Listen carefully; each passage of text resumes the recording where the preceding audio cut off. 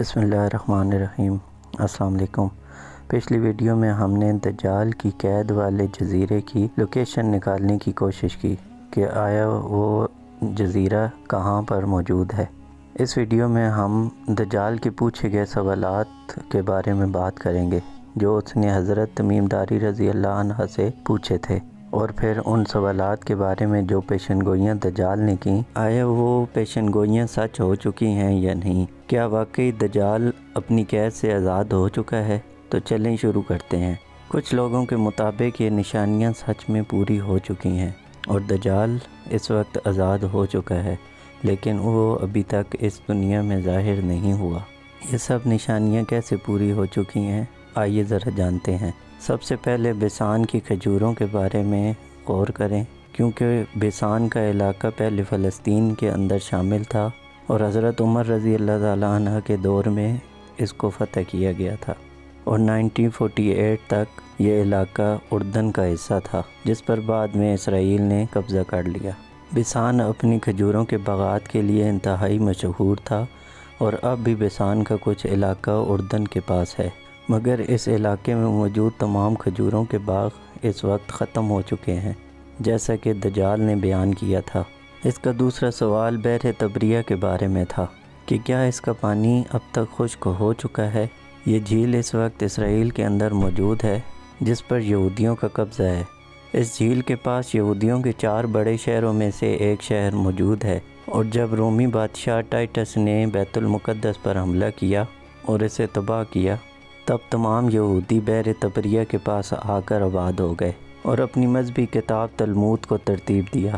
اس جھیل کی لمبائی شمال سے جنوب کی طرف 23 کلومیٹر ہے، اور یہ یہودیوں کے لیے میٹھے پانی کا سب سے بڑا سورس ہے، جو کہ اردن کی گولان پہاڑیوں کے سب سے بڑے پہاڑ جبل الشیخ سے آتا ہے۔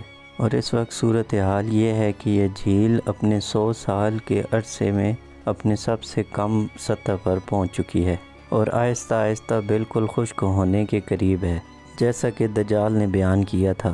اس کے بعد دجال کا اگلا سوال تھا گولان کی پہاڑیوں کے بارے میں، جن کو 1967 کی جنگ میں اسرائیل نے شام سے چھین لیا تھا، اور اس پہاڑی سلسلے کی سب سے اونچی پہاڑی ہے جبل الشیخ، جس کے ایک طرف بیت المقدس اور دوسری طرف اس کے نیچے سے دمشق نظر آتا ہے۔ اس کی اونچائی 9232 فٹ ہے، جس پر لبنان، شام اور اسرائیل کا قبضہ ہے، کیونکہ یہ 1800 اسکوائر میٹر کا ایک طویل علاقہ ہے، جس کے ساتھ طبریہ کی جھیل اور زول کا چشمہ بھی موجود ہے، اور اس کے ساتھ ساتھ بیسان کا علاقہ بھی اس کے ساتھ موجود ہے۔ اگر ہم دجال کے پوچھے گئے سوالوں پر غور کریں تو ان کا تعلق گولان کے پہاڑوں سے بنتا ہے، اور یہ کوئی اتفاق کی بات نہیں ہے، کیونکہ مارچ 2017 میں امریکہ نے آفیشلی گولان ہائٹس اسرائیل کے حوالے کرنے کا معاہدہ طے کیا ہے۔ اس صورتحال کو بالکل کلیئر کر دیا کہ دجال نے آخر یہ سب سوال کیوں کیے، ان سوالات کا تعلق آخر اس کی آمد سے کیوں ہے۔ اب ذرا اس ٹائم لائن کو آپس میں جوڑتے جائیں۔ ہم سبھی لوگ جانتے ہیں کہ جنگوں کے اندر اونچے علاقے یا پہاڑی علاقوں کی کیا اہمیت ہوتی ہے، خاص طور پر ان پہاڑوں کے نیچے جب جنگ کا میدان موجود ہو۔ دجال کا ظہور تیسری عالمی جنگ کے بعد ہوگا، جب حضرت مہدی علیہ السلام مسلمانوں کی قیادت کریں گے، اور اس کے بعد دجال کا ظہور ہوگا، جس کو قتل کرنے کے لیے حضرت عیسیٰ علیہ السلام تشریف لائیں گے۔